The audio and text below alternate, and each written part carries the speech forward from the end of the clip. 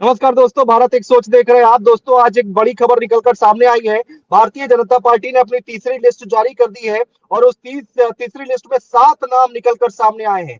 रीता बहुगुणा जोशी का नाम इसमें शामिल नहीं किया गया है और भी इसमें बहुत बदलाव किए गए हैं। 5 नाम है जो कि बदले गए हैं, 3 का पत्ता साफ किया गया है। और जैसा कि उम्मीद लगाई जा रही थी कि भारतीय जनता पार्टी अपनी जो अगली लिस्ट लाएगी उसमें बहुत ज्यादा कंफ्यूजन है, असमंजस है, और वही होता दिखाई दिया है और नाम कटे हैं। चंद्रकांत हमारे साथ जुड़ चुके हैं। चंद्रकांत, देखिए, एक तरफ अखिलेश यादव घोषणा पत्र जारी कर रहे हैं और उसमें बड़ी बड़ी बातें कह रहे हैं, वादे कर रहे हैं, दावे कर रहे हैं, और दूसरी तरफ ये लिस्ट आई है। ये लिस्ट का विश्लेषण अगर आप करेंगे तो कैसे करेंगे?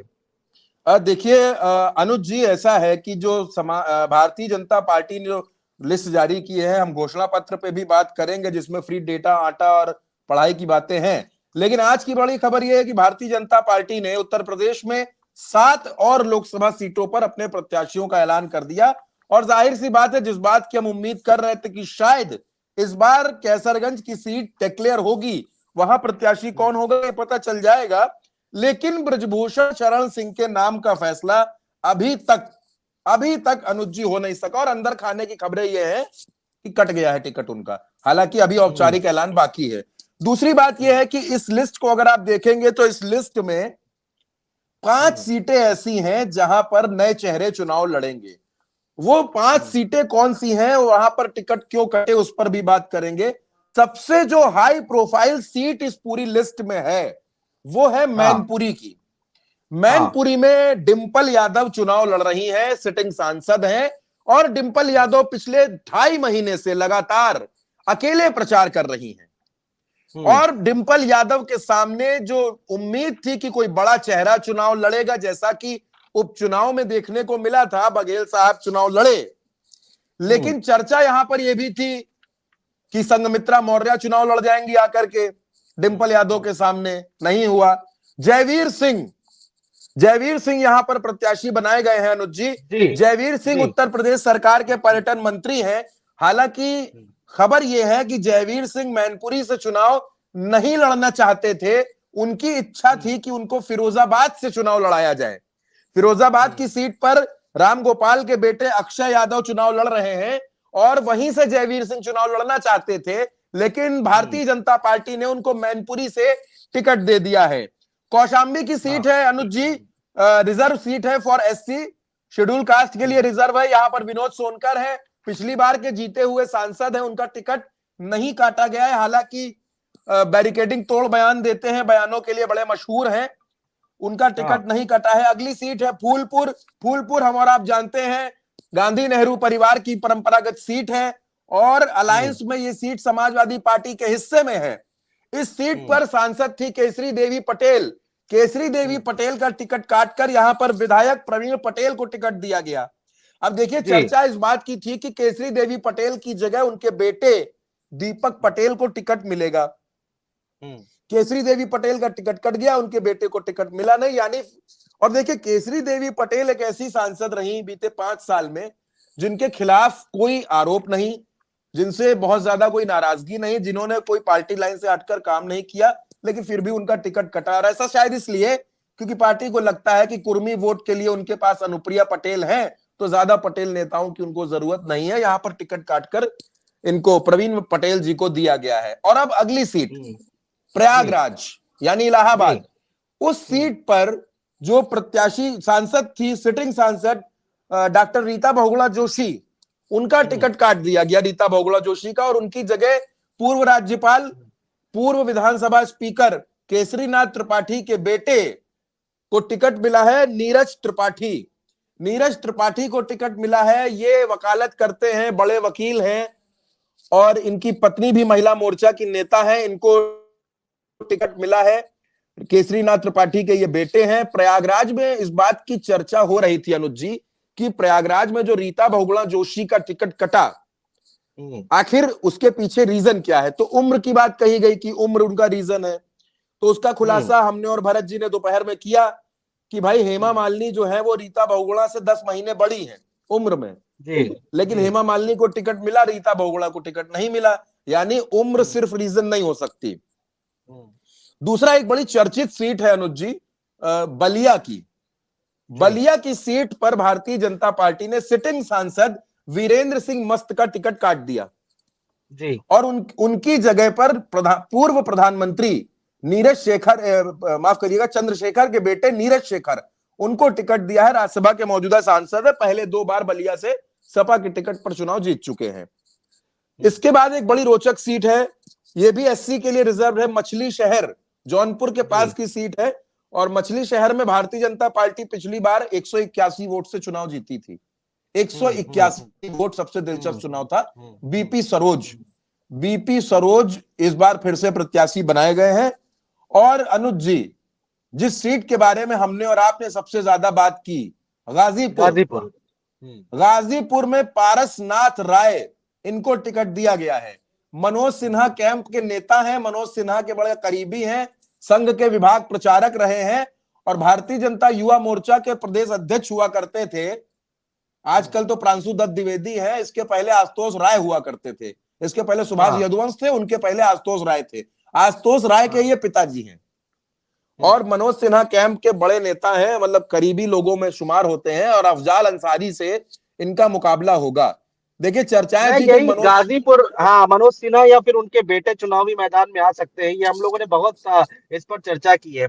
अब अखिलेश यादव गाजीपुर गए हैं और अब आप देखिए तस्वीर साफ है, भारतीय जनता पार्टी से कौन लड़ रहा है, गाजीपुर से समाजवादी पार्टी से कौन लड़ रहा है। अब कौन नहीं, मैं ये कह रहा हूँ कि वर्सेस सब समझ में आ गया है। हाँ, बिल्कुल, अखिलेश यादव को गाजीपुर जाना, और अगर हम आकलन करना चाहें, विश्लेषण करना चाहें, तो अखिलेश यादव का जाना वहां पर आपको सफल होता दिखाई देगा क्या, विपक्ष के तौर पर, समाजवादी पार्टी के तौर पर, या फिर बीजेपी हावी रहेगी? नहीं, अखिलेश का जाना और दूसरा अब्बास अंसारी का पैरोल पर बाहर आना। अब्बास अंसारी आज गाजीपुर में है, अभी उन्होंने फातिहा पढ़ी है कुछ देर पहले, और कुछ ही देर पहले वो वहां पर उनके मुख्तार अंसारी की कब्र पर भी गए थे। अब वो गाजीपुर की जेल में चले गए। कल और परसों वो अपने लोगों से मिलेंगे, परिवार के लोगों से, गाजीपुर जेल में मुलाकातें होंगी। इसके लिए उनको कोर्ट की तरफ से छूट मिली है और कल ईद है, यानी इस मौके पर वो अपने तमाम समर्थकों से मिलेंगे और अपने जो अफजाल बाबा हैं, जो उनके बड़े अब्बू हैं, उनको चुनाव जिताने की बातें और कल होंगी। और अखिलेश यादव भी गए थे। अखिलेश यादव जिस दिन से अखिलेश यादव गए, उस दिन से गाजीपुर का चुनाव बिल्कुल टर्न ले चुका है। देखिए अफजाल अंसारी बहुत मजबूती से चुनाव लड़ रहे हैं। देखिए 10% वोट है गाजीपुर में मुस्लिम्स के, उसके बावजूद ये चुनाव जीत करके आते हैं वहां से। तो कोई ऐसा नहीं, देखिए ऐसा नहीं कि सिर्फ समीकरणों के आधार पर जीत रहे हैं। अंसारी परिवार ने यकीनन गाजीपुर में काम किया, लोगों की मदद की। और अब तो मुख्तार अंसारी की मौत के बाद एक सिंपैथी लहर है ना अनुज जी, उस सिंपैथी लहर, तो भाजपा ने यही सोचा कि किसी बड़े नेता को कुर्बान करने से अच्छा है कि यहां पर एक ऐसे शख्स को लड़ा दो जो बहुत ज्यादा चर्चित ना हो और उसकी हार की बहुत ज्यादा बातचीत ना हो। देखिए 2 सीटों पर भारतीय जनता पार्टी ने यही काम किया, एक गाजीपुर में यही काम किया गया, दूसरा मैनपुरी में यही काम किया गया। अगर आप सोचिए भारतीय जनता पार्टी मैनपुरी में किसी बड़े चेहरे को चुनाव लड़ाती, और क्यों नहीं लड़ा सकते आप, जब आप राहुल गांधी के सामने स्मृति ईरानी को उतार सकते हैं, तो मैनपुरी अखिलेश यादव के सामने आपने एसपी सिंह बघेल को उतारा ना, केंद्रीय मंत्री, वही बड़ा नाम था। आप मैनपुरी, यानी मैनपुरी और गाजीपुर दोनों सीटों पे एक वॉकओवर है। और हालांकि दोनों सीटों पर इंडिया गठबंधन के प्रत्याशियों की स्थिति बेहद मजबूत है। लेकिन अनुज जी चलिए, ये तो लिस्ट की बात होगी, हम समझ लेंगे कौन जीत रहा, कौन हार रहा, किसका क्या समीकरण है। लेकिन अब ये बताइए 5 सीटें जो ऐसी हैं जहां पर प्रत्याशियों के नाम का ऐलान नहीं हुआ, रायबरेली में नहीं हुआ, कैसरगंज में नहीं हुआ, भदोही में नहीं हुआ, देवरिया में नहीं हुआ, कैसरगंज की बात, कैसरगंज के जरा विश्लेषण करिए चंद्रकांत भाई, कि देखिए कैसरगंज तो फंस गया, कैसरगंज तो फंस गया। भारतीय जनता पार्टी के राष्ट्रीय नेतृत्व ने ब्रजभूषण शरण सिंह से कहा कि आपकी पत्नी है, उनको हम टिकट दे देते हैं, एक बार वो सांसद रही भी हैं, उनको टिकट दे देते हैं, या पत्नी को नहीं लड़ाना चाहते तो आपका बेटा है, 2 बेटे हैं, प्रतीक भूषण और करण भूषण, उनमें से किसी के, एक बेटा विधायक है, एक ब्लॉक प्रमुख है, किसी के लिए भी टिकट ले लीजिए, चुनाव लड़ा दीजिए। तो ब्रजभूषण ने कहा कि क्यों लड़ा दूं, अगर इस सीट पर चुनाव लड़ूंगा तो मैं ही लड़ूंगा। और आपने किसके किसके टिकट काट दिए हैं, मेरे ऊपर तो ऐसा कोई आरोप नहीं, आप क्यों टिकट काट देंगे, मैं तो चुनाव यहां लड़ूंगा। बस यही वो बयान है जिसकी वजह से भारतीय जनता पार्टी फंस गई है। वैसे भी राजपूत, क्षत्रिय, ठाकुर समाज बड़ा नाराज चल रहा है इस समय, गुजरात से लेकर पूरे सहारनपुर, मेरठ तक आप तो धीरे धीरे उस बेल्ट में पहुंच रहे हैं। पूरी नाराजगी है ठाकुर वोटर्स में। और अब वो नाराजगी है तो भारतीय जनता पार्टी समझ रही कि नई नाराजगी क्यों मोल ली जाए, तो ब्रजभूषण के टिकट को भी होल्ड करके रखो। हालांकि बहुत दिन तक होल्ड नहीं कर पाएंगे अनुज जी, अगले 1 से 2 दिन में वहां भी चीजें, क्योंकि विद्रोह उठने लगेगा। भाई आप रायबरेली में कब तक इंतजार करोगे? रायबरेली में आप तभी तक इंतजार करोगे ना जब तक ये नहीं क्लियर होता कि रायबरेली प्रियंका लड़ेंगी या नहीं लड़ेंगी, या गांधी परिवार से कोई चुनाव लड़ेगा या नहीं लड़ेगा। अगर नहीं लड़ेगा तो हम मजबूत प्रत्याशी उतारे, अगर लड़ेगा तो उस हिसाब से प्रत्याशी उतारे। देखिए अभी तो वहां ये चल रहा है कि अगर गांधी परिवार का कोई नहीं आया तो अपर्णा यादव को चुनाव लड़ा दिया जाएगा, दिनेश शर्मा को चुनाव लड़ा दिया जाएगा, नुपुर शर्मा का भी नाम चल रहा है कि उनको चुनाव लड़ा दिया जाएगा। लेकिन रायबरेली की सीट आप फाइनल नहीं कर पा रहे हो, चलता है, समझ में आता है कि उसका एक वैलिड रीजन है, आप गांधी परिवार का वेट कर रहे हैं। देवरिया में क्या हो रहा है? हाँ, देवरिया में क्या हो रहा है? वहां का टिकट क्यों नहीं? फिरोजाबाद में क्या प्रॉब्लम आ रही है, वहां क्यों नहीं? भदोही इसलिए फंसा है अनुज जी क्योंकि संजय निषाद कह रहे हैं कि भाई हमारा सम्मान करिए, हमको आपने एक सीट दी है वो भी हमारे सिंबल पर नहीं दी, हमको सिंबल पर भदोही दीजिए। भदोही में 4.5 लाख निषाद मतदाता है, हमारा सम्मान कीजिए। तो भदोही वहां पर फंस गई अनुज जी।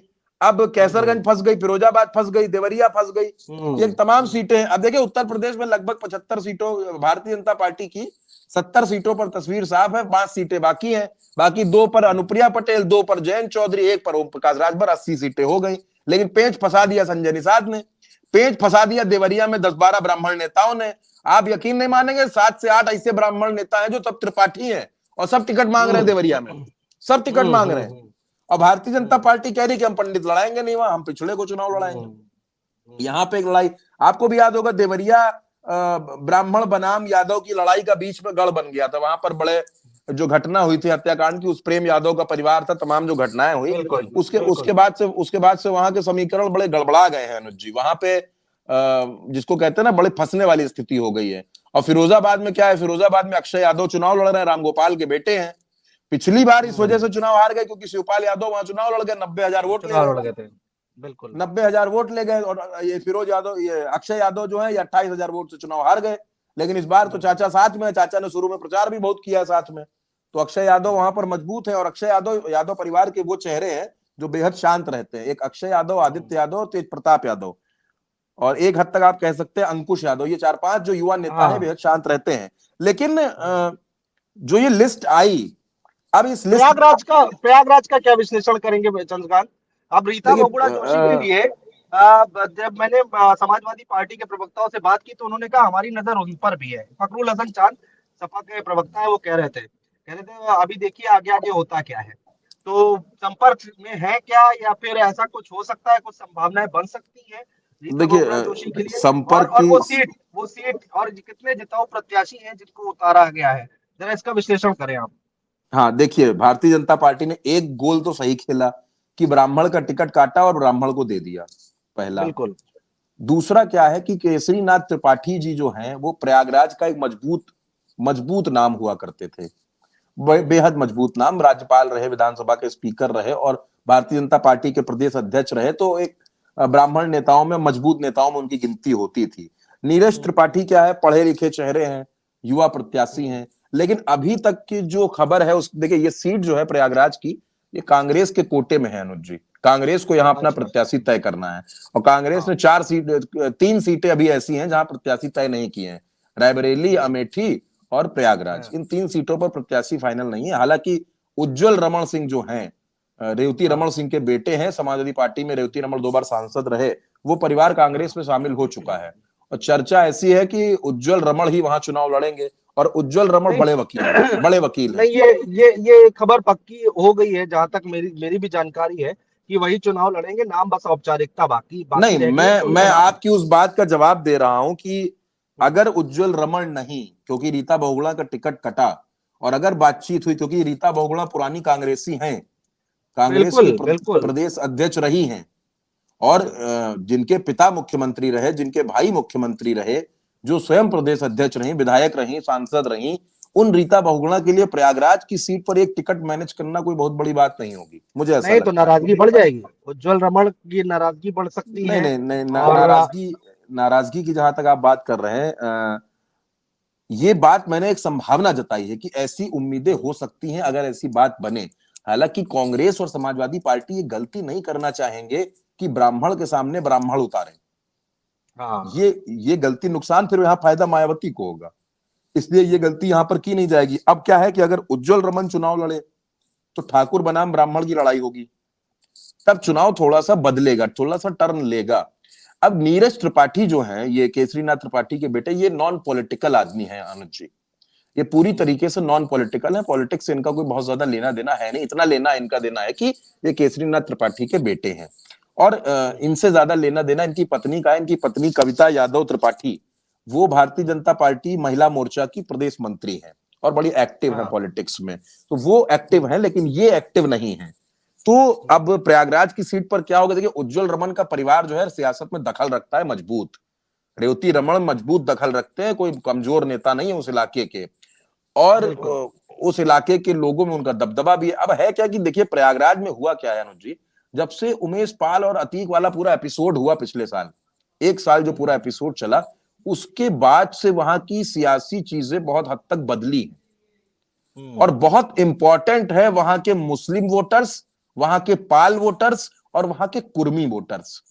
अब कुर्मी वोटर्स की कुछ गुणा गणित ऐसी है वहां पर, और पासी भी वहां ठीक ठाक संख्या में है। तो अब क्योंकि आपको याद होगा अनुज जी की कौशाम्बी, फूलपुर और मिर्जापुर, इन्हीं 3 सीटों के लिए पल्लवी पटेल ने लड़ाई लड़ी थी कि हमको 3 सीटें चाहिए, यही वो 3 सीटें बाद में उसमें वो बैक कर गई। तो प्रयागराज में टफ फाइट है, वैसे ही फाइट बलिया में है, और लगभग दोनों जगह की फाइट एक तरीके की है। अब बलिया में क्या है, बलिया में पिछली बार वीरेंद्र सिंह मस्त 9,000 वोटों से चुनाव जीते थे, और सनातन पांडे वहां हारे थे।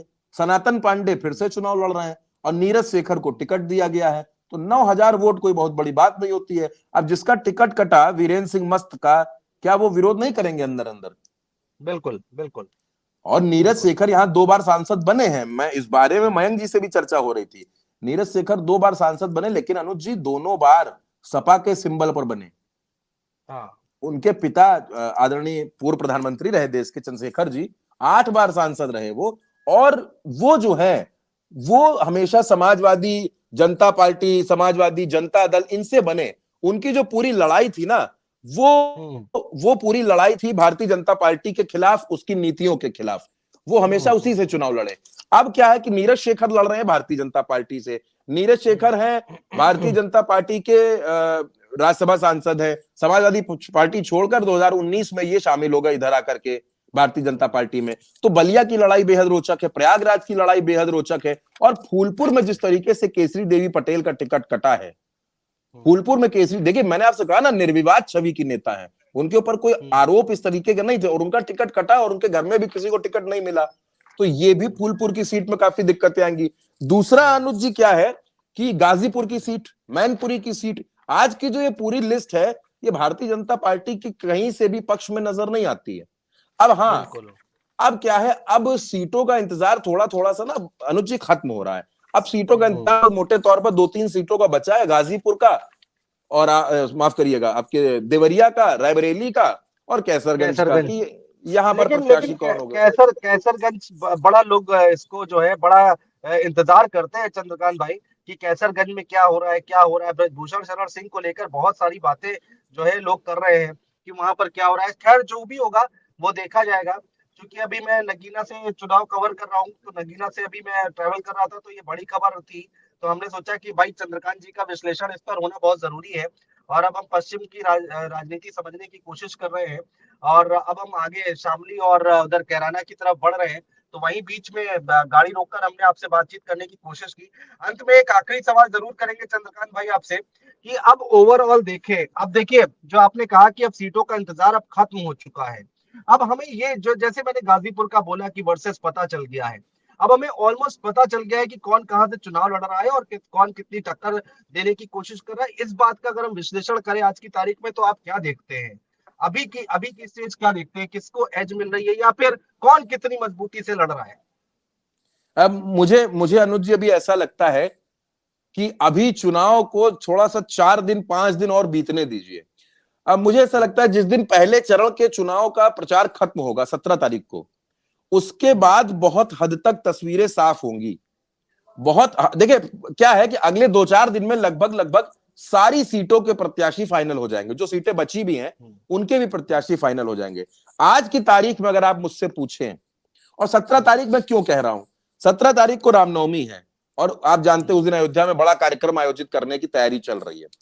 तो 17 तारीख के बाद और दूसरा पहले चरण की वोटिंग होने के बाद, क्योंकि आप भी वहां पर आप देख रहे हैं गर्मी बहुत ज्यादा है, वोट कितना पड़ता है, क्या परसेंटेज होता है, किस तरीके से चीजें बदलती हैं, थोड़ा सा मुझे ऐसा लगता है कि अगले 5 दिन बाद चुनाव की पूरी तस्वीर लगभग लगभग साफ हो जाएगी। फिलहाल की लड़ाई अगर आप मुझसे पूछें, हाँ नहीं, नगीना की तस्वीर तो आपने साफ कर दी है। नहीं, नगीना में नगीना की बात नहीं कर रहा हूं मैं, नगीना की बात नहीं कर रहा हूं मैं ये कह रहा हूं कि अब तो देखिए इंडिया गठबंधन में अब ये भी कहा जा रहा है भाई, राहुल गांधी, प्रियंका गांधी और अखिलेश यादव हर चरण में एक साथ एक मंच पर एक बार जरूर दिखाई देंगे, जिससे बड़ा मैसेज जाए। अखिलेश यादव का स्केड्यूल आना शुरू हो गया कि भाई 12 तारीख को यहाँ रहेंगे, पीलीभीत रहेंगे, 13 को नगीना रहेंगे, अब 14-15 भी कहीं रहेंगे, तो उनका भी आना। अब जो नेता लोग हैं वो इस गर्मी में मंच पर दिखाई देंगे, भाषण देते हुए पसीने के बीच में। तो मैं ये नहीं, कह रहा हूँ कि इसकी नेताओं पूरी के तैयारी। नेताओं के मंच पर कूलर वगैरह रहता है अनुज जी, तो गर्मी का एसी, बहुत एसी एसी। एसी रहते हैं, कूलर वूलर रहते हैं। अब हम लोग तो कूलर की बात करेंगे अनुज जी, देसी आदमी हम लोग हैं, तो चार्टर आल्टर से भी जाते हैं, प्लेन वगैरह से जाते हैं, उसकी बात नहीं है। मैं ये कह रहा हूं कि अभी 4 से 5 दिन बाद जब पूरी प्रत्याशियों की सूची आ जाएगी, लिस्टें फाइनल हो जाएंगी, तब बहुत हद तक चुनावी चीजें समझ में आने लगेंगी। जिस तरीके से भारतीय जनता पार्टी एक्टिव होकर प्रचार कर रही है, एक्टिव होकर फील्ड पे उतरी है, अब वक्त आ गया है कि अब इंडिया गठबंधन, और मुझे ऐसा लग रहा है ये सब रणनीति के तहत हो रहा है। ऐसा नहीं है कि अखिलेश यादव एक हफ्ते पहले प्रचार नहीं कर सकते थे, ऐसा कुछ नहीं है, एक हफ्ते पहले भी वो प्रचार कर सकते थे, लेकिन अखिलेश यादव ने शायद पुरानी गलतियों से सीख ली है कि पहले वो 6-6 महीने पहले से एक्टिव हो जाते थे, और अखिलेश यादव शायद भारतीय जनता पार्टी को कोई ऐसी पिच नहीं देना चाहते हैं जिस पिच पर भारतीय जनता पार्टी उनको घेर सके, जिस पिच पर भारतीय जनता पार्टी कोई ऐसी बॉलिंग कर दे जो बल्ले पे जाए और सीधे कैच आउट हो जाए। तो ऐसी आप गलती ये मुझे कह रहे हैं ऐसा, कि कोई बयानबाजी नहीं हो रही है विपक्ष की तरफ से, सोच बयानबाजी समझ कुछ कर ना बोला जा हो रहा है। ऐसे, हाँ। आप देखिए ना, राहुल गांधी भी किसी तरीके के कोई उनकी जो भाषा है बिल्कुल नपी तुली सधी है, और कोई विरोध की भाषा कहीं से नहीं है, यानी कि हर तरीके से हर चीज को साध कर चलने की। और मुझे ये लगता है अनुज जी, ये इंडिया गठबंधन की रणनीति का हिस्सा है। इंडिया गठबंधन इस रणनीति के तहत चल रहा है कि ताकि वो किसी बयान में किसी तरीके से फंसे ना। और आप जिसकी बात, अभी मुझे लगता है कि अगला सवाल भी आप मुझसे पूछ लेंगे कि समाजवादी पार्टी ने जो घोषणा पत्र जारी किया है, देखिए अनुज जी, यकीनन समाजवादी पार्टी ने जो घोषणा पत्र, जो विजन अपना लेकर के अखिलेश यादव आए हैं पीडीए का, उसमें उन्होंने बेसिक मुद्दों की बात की है अनुज जी। उन्होंने जाति जनगणना की बात की है, उन्होंने फ्री डेटा की बात की है, उन्होंने लड़कियों की मुफ्त पढ़ाई की बात की है, उन्होंने पुरानी पेंशन की बात की है, यानी वो सारी बातें जिनका जिक्र वो मंचों से करते रहे हैं। और ये बात, अब लोगों की एक चीज की और क्लैरिटी यहां पर दे देना बड़ा जरूरी है। लोगों ने कहा कि भाई समाजवादी पार्टी तो उत्तर प्रदेश में चुनाव लड़ रही है और 80 की 80 सीटों पर चुनाव भी नहीं लड़ रही है, मान लीजिए वो कितनी भी सीटें जीत जाएंगे तो अखिलेश यादव कोई प्रधानमंत्री बनने जा रहे हैं क्या?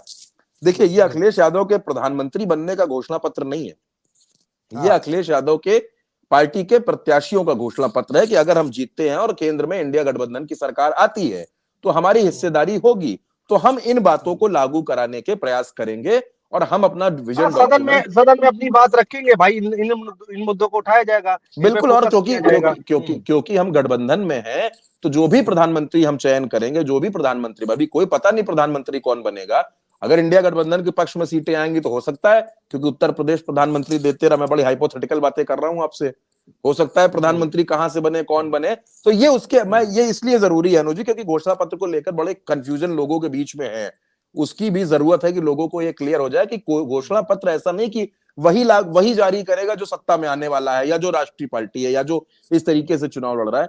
हर आदमी अपना घोषणा पत्र दे सकता है, अगर एक प्रत्याशी चाहे तो वो भी अपना घोषणा पत्र दे सकता है, वो बता सकता है कि वो एक अपना शपथ पत्र दे सकता है, रिटर्न में दे सकता है कि भाई मैं दरअसल अगर दरअसल मेरी जहां तक समझ है, वो विजन दर्शाता है कि आपकी सोच क्या है, आपकी और सोच आप क्या इन। है। हाँ हाँ हाँ। हाँ बिल्कुल बिल्कुल अनुज जी, जैसे आप फील्ड पर हैं तो आप एक सोच को लेकर, एक विजन को लेकर फील्ड पर उतरे हैं कि आपको किस तरीके से कवर करना है, जनता के हर पहलू आ जाए, हर मुद्दा आ जाए, सिर्फ एक पक्ष की बात ना हो, हर पक्ष की बात हो, तो ये विजन की बात है। और मुझे ऐसा लगता है कि ये विजन अखिलेश यादव के प्रत्याशी जनता के बीच में लेकर जाएंगे, और जनता उस पर कैसा रिस्पॉन्स करती है ये 4 जून को पता चल जाएगा।